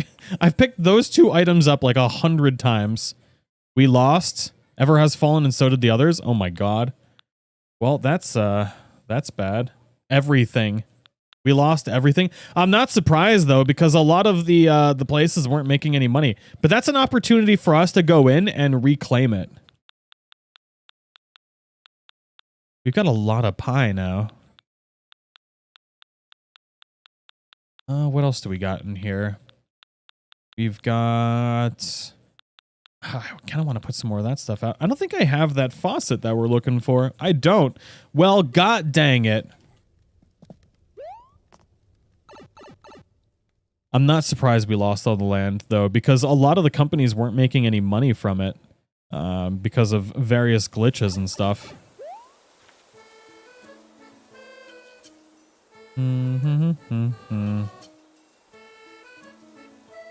How do we get to the catalog island? Do you have one cataloged? Glad to see my 3 bunny day trees were finally found. Oh, Rhea, no! Why have you done this? You can craft a sink? Oh. Well. That changes things. No, don't do that. I mean, I still think maybe I should have this. I don't know if that's the right spot for it, though. Probably not the right spot for it.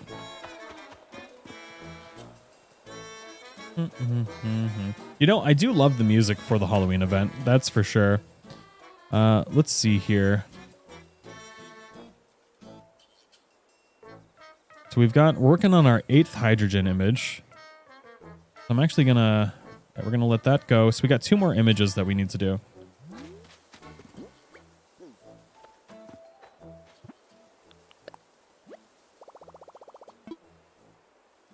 Start construction. Yeah, so I will open up the catalog island tonight. I should have it done tonight. It's pretty much almost done.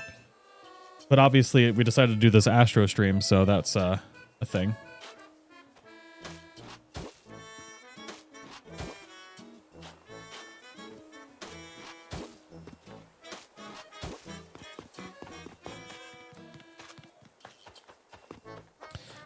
I want to put some trees. I need to figure out something for this to make it feel a little bit better. I'm thinking maybe doing the double doors might be the good choice here for that. So you know what I need to grab for like the 10th time, unless... No, I know what I wanted to do. Merch shop is tomorrow. Yes. So the merch shop is going to go live tomorrow at 5 p.m. during the stream tomorrow. So 5 p.m. Eastern Standard Time. The merch shop is going to go live, which is going to be good. So I'll post the link and everything for the merch store when it goes live, both in the Discord and... You know what? Does that look good there? The candy set there? I think I like that. Yeah. Turn the faucet around and put the bucket next to it. What, do you want to do it like that?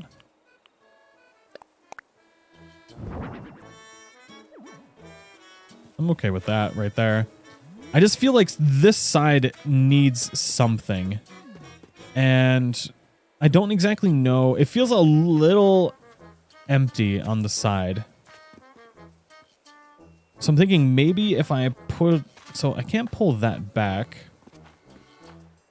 Maybe it'll look better when we... I know what I can do. I think I'm going to put some stalls here with various items that we're going to need for our farm. And that'll fill that in a little bit and make it feel a little bit better. And then we can put down all the other things. Put the winery there. The winery. Yes, we should do that. It's a brilliant plan. Let's grab a couple items.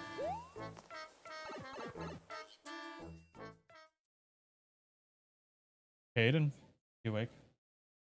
Passed out. I gotta give him some snuggles. You can just stay there for...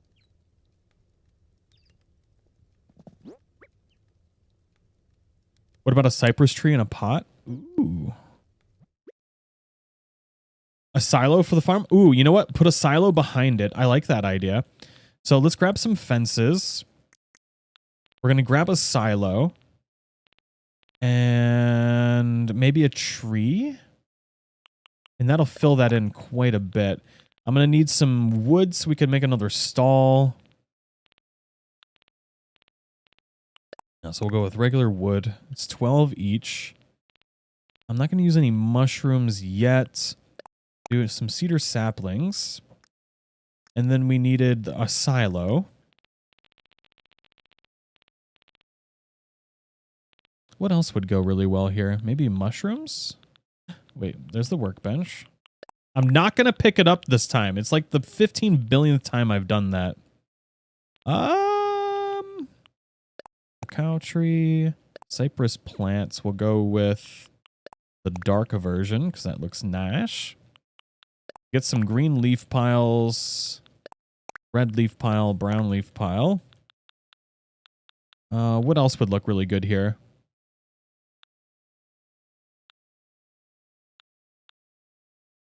A tent, probably not. I think that might be good.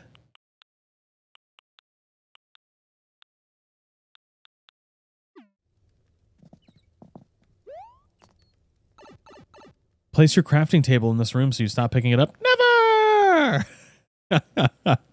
I will live my own hot mess of a life. The boba tea. I forgot the silo. The silo is like the most important part. Dang it. Man, I had one job, and that job was to acquire a silo. What is life? I didn't even see it.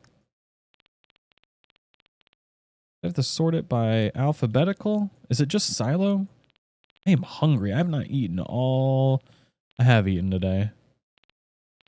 My body just wants me to think that I haven't so that I'll feed it more. Get fluffier. I ain't falling for it. Springy ride-ons? Do I want... Yes.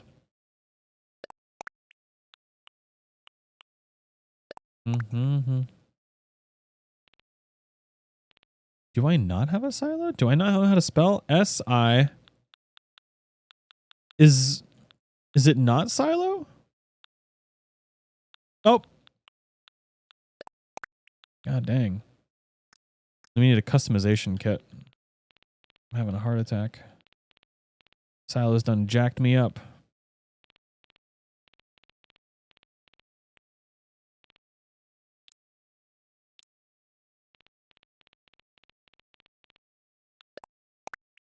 It's right there. Shh, don't judge me. Don't judge me.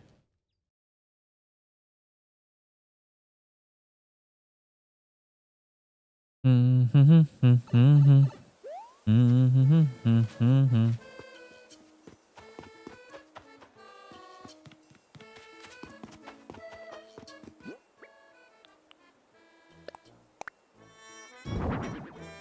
right. I think that's looking a little bit better already. And then we need some fences. Oops, and I forgot to sequence. Stop. I want to switch to hydrogen. We'll get some HA data in here. Hit play on that bad boy.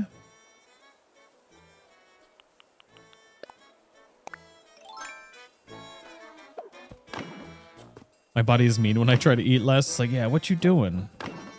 Get out of here with that.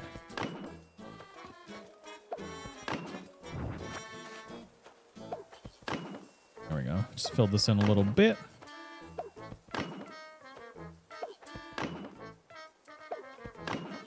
Like that.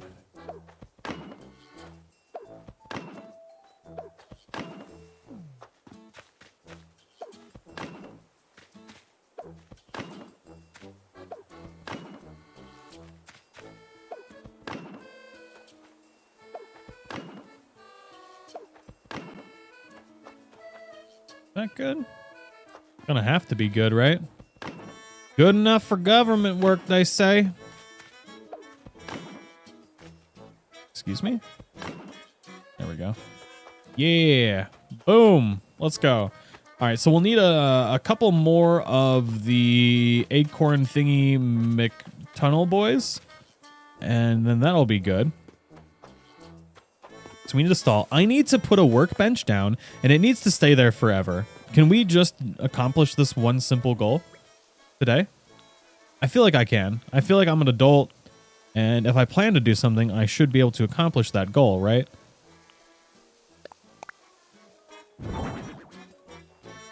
I'll leave it right here. I'm never going to pick it up until tomorrow.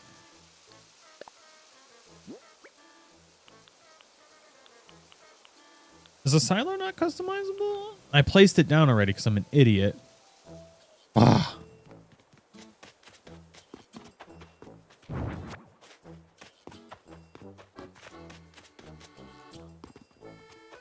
Hi, honey. Did you have fun? Yeah? Did you give away all the candy? I did. Yeah? Did we have a ton? Did you have fun?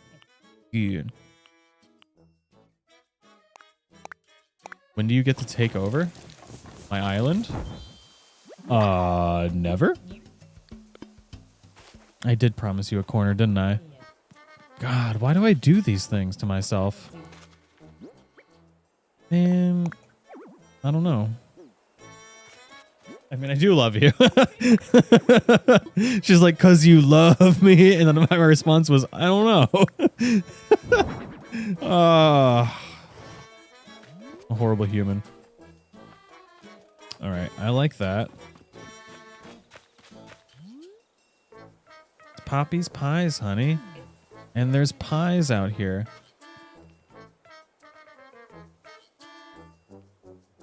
The Ashley takeover. Look at my vineyard. The vineyard's not that great. At least she's honest. Yeah, but down here, I haven't shown you much of the island, have I? So we've got the gas station down here. So it's OK Motors.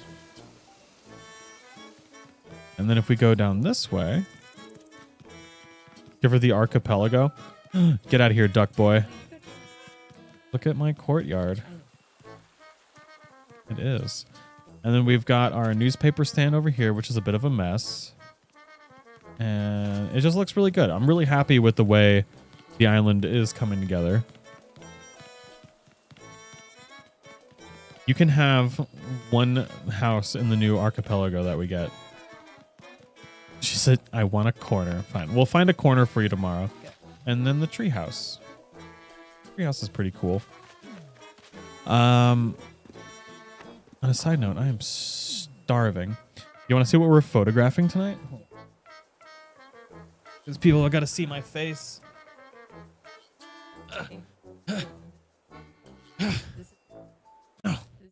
No.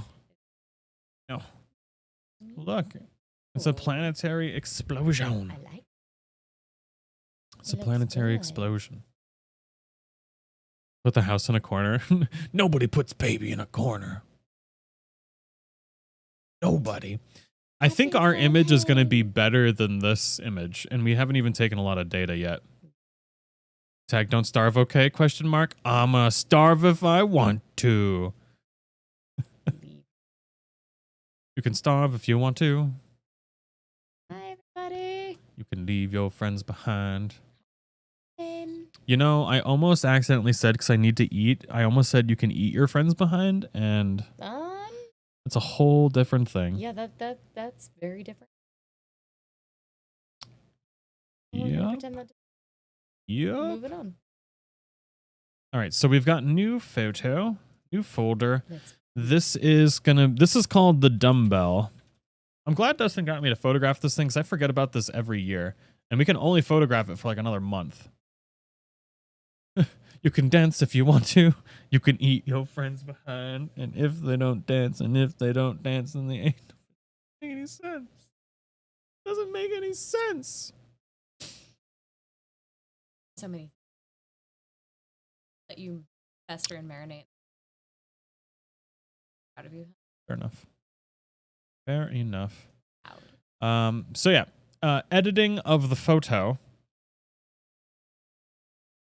Fit to screen. Let's get my big stupid face up there. If we just bring this down this way. Boom.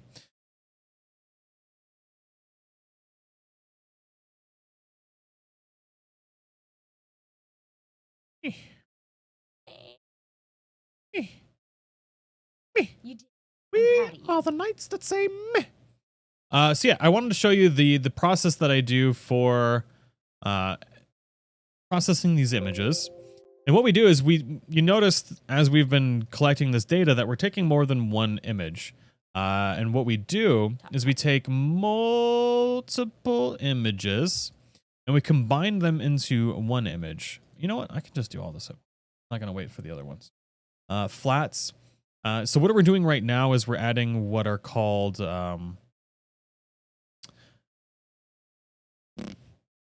flats. That's not the word I was looking for. But flats, they'll process out all of the bad data that is in our information here, like dust spots and all of that nasty stuff that's not actually out there. So we have flat HANO3. We'll add some darks. Now this processes out all the bad,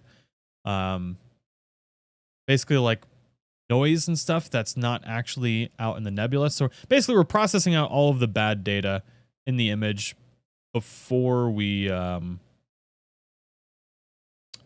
everything to make everything look a lot nicer. And this is only going to take a second because we got a big old beefy computer.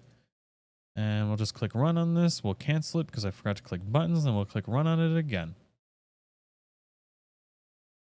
Calibration frames. Thank you, Matt. It's late. I've been up for a hot minute. So yeah, those are what we call calibration frames. Oh, it's been a long day. It's been a long day. Speaking of which, I'll show you the image that I I've started processing, but haven't finished yet. It's pretty nice. It's going to be a really nice image when we're done. It's of the Heart Nebula. And it's so big. That's what she said. I haven't finished processing. You can see like the stars look a little funky, but it's going to be a really, really nice image when I'm done with it. I cannot wait to finish this. I kind of rushed it today just to kind of get a preview of what it was going to look like.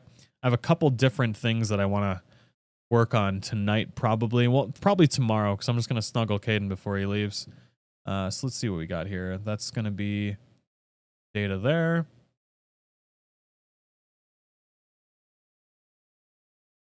So the goal right now is just to make a really quick color image for all of you.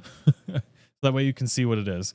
So this is going to be like super quick. It's going to look pretty good for the amount of time that we're going to put into processing this, which is all of like a minute. Did I just hear a firework? Yep. You did. Texas. Welcome to Texas.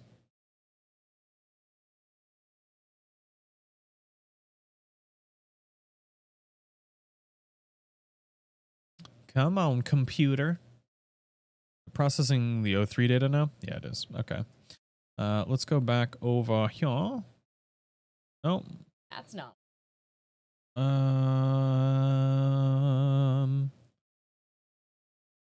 There we go. So that's HA data right there again, which looks really good. Like our HA and O3 data looks so good. I still struggle with my narrowband combinations. Matt, I got you. Super easy. This is going to blow your freaking mind what we're going to do right now. How easy it is. How easy we're going to make it. Is that everything? Yeah, so this is the O3 data. Boom. Just wait for this. It's going to be so easy. Whoops. Thank you, Hanny. There we go.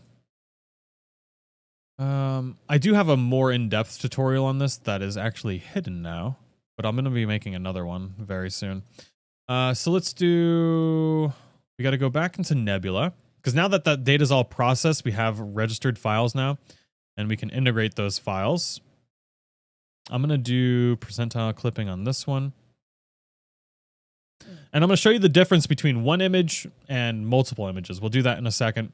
Because what we do is we're stacking images to increase our signal. Because we are photographing something that's, 1,000 light years away. And we're trying to increase our signal and remove noise, which is a process that takes a lot of time. So tonight we've only imaged for an hour, or basically like an hour and a half, really. We can do Windsorized Sigma clipping for this one. But our data is still going to be really good. You're in Texas more likely than you think? Yeah. Yeah, for sure.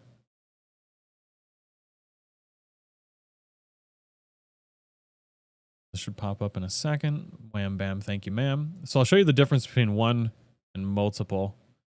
Integration ones, that's our O3 frame. We go into here. We just grab a singular O3 frame and stretch that. You can see it's pretty cool. Like, we got a lot of data really quick on this bad boy. But that's one. And if we pull up this, it's not much different. Actually, no. But you're going to see more data and stuff in there. There we go. So that's HA and O3.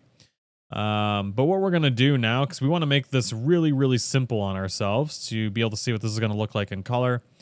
We're going to get screen transfer function ready. We're going to make sure this little chain here is unchecked.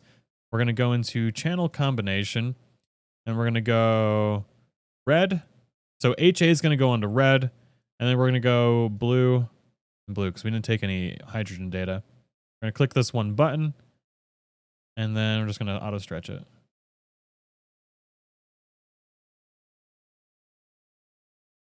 And then we have the dumbbell nebula in color.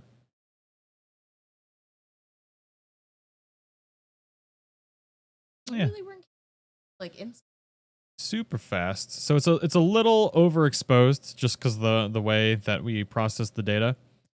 But I mean, we just photographed a planetary nebula 1,300 light years away and got to see what it looks like in color. But if you want to see, because I know Matt was saying he was having issues with his narrowband processing, I'll show you what it looks like when you actually do like the Heart Nebula or something like that. So let's go. I have the Helix data that I need to process too. I have 2 folders for Helix as well. Interesting. What's the one that I'm working on right now? I'm working on the Heart. Yeah, so there should be something in here already.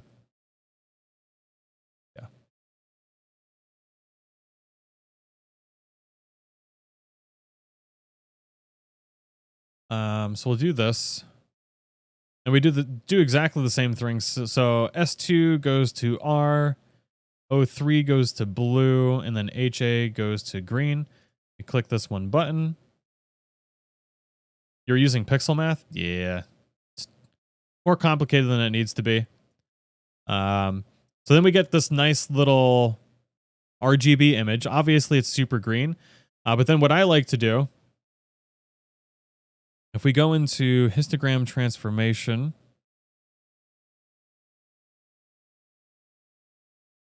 yeah, there it is. Why is it way up there? That's weird.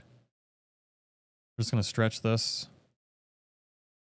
And then what you can do is, like, pixel math is really great, but it's a lot better to do it this way. So let's do an image rotation. It's because I want to have it look the way that I want it to. Whoops. Need to rotate it 90 degrees.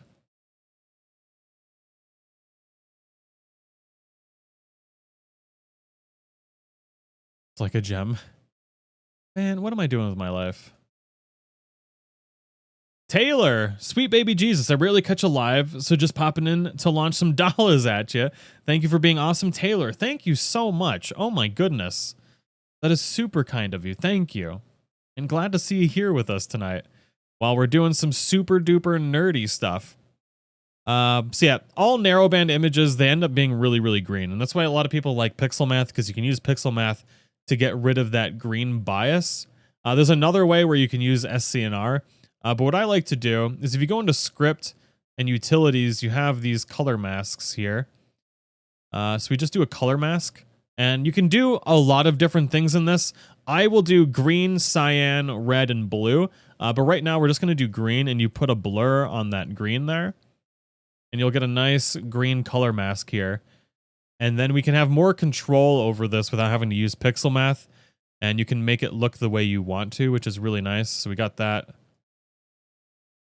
Where'd it go?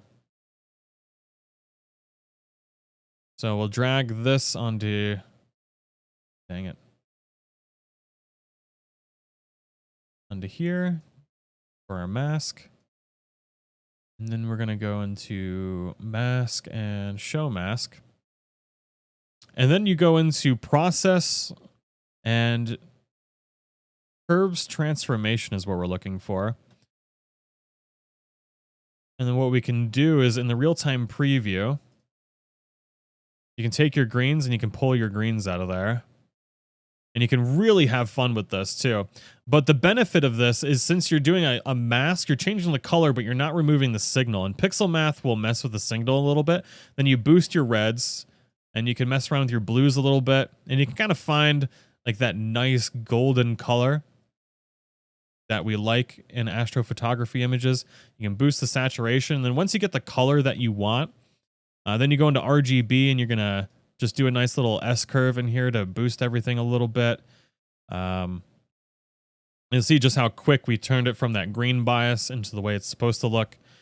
And you have way, way more control. And then you can split that into the other color channels as well, and you have a ton of control over it. It makes images look phenomenal.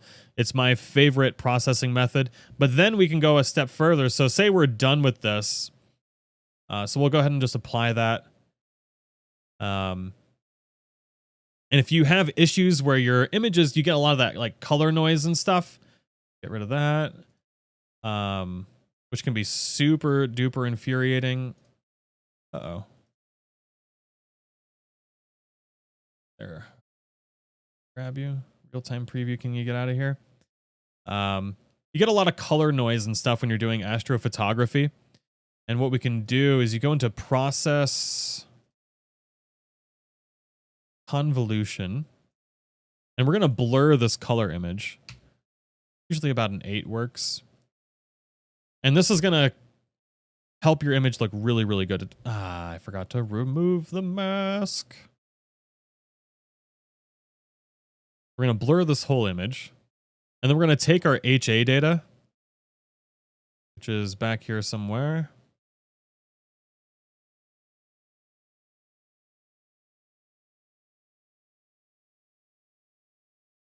Doing this the most difficult way possible. Go. And I would do a lot more processing to this HA data before doing this. Like I would run denoise, deconvolution, HDR. But I'm just going to run our live stack on here. Or not a live stack, but a soft stretch of our HA data. You need this as your wallpaper. It's gonna be available soon once I finish processing it. Let's boost that a little bit. That in. And then what we do, so we have this blurred layer, which is our color layer, and then we have this really nice, what would be denoise, deconvolution, star reduction layer here. And then you go into LRGB combination. You assign this to the luminance layer. And then you apply the luminance layer to this blurred out color layer. And that'll give you a really, really nice, clean, smooth astrophotography image without all that color noise and issues that you have when you're processing data. I know this is only going to be good info for a few people, and I'm going through this process really quick. But have you found that certain stretching works better for different things? Oh, absolutely. Absolutely. Now, we'll have to process this in another program to kind of bring out everything. Like we can bring it into Photoshop and we can brighten it up. There's a lot that we would have to do to make this look a little bit better. But for the grand scheme of things, it's super clean. And you can do a lot of processing to this to kind of make it look the way you want. Yeah, so that's kind of a really, really quick deep dive into my editing process, but way better than pixel math. Especially for reducing noise in your image and stuff. Don't take this is just not. But you can see here, so this is the same process that I do for images like this one. This heart nebula, is that the right one?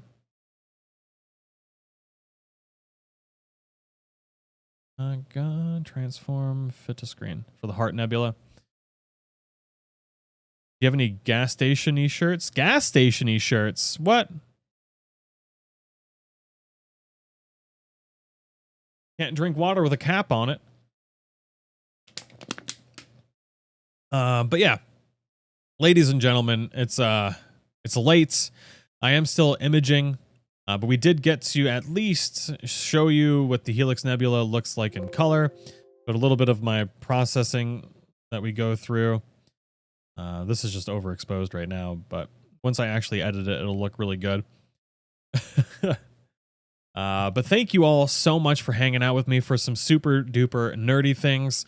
I'm going to wake up Caden and hang out with him because he flies out in the morning. Ashley's bringing him back to Ohio for me, so that way I can still stream for all of you since I already just missed a week. But I do really hope you all have a fantastic night. Thank you so much for hanging out with me, you wonderful, wonderful humans.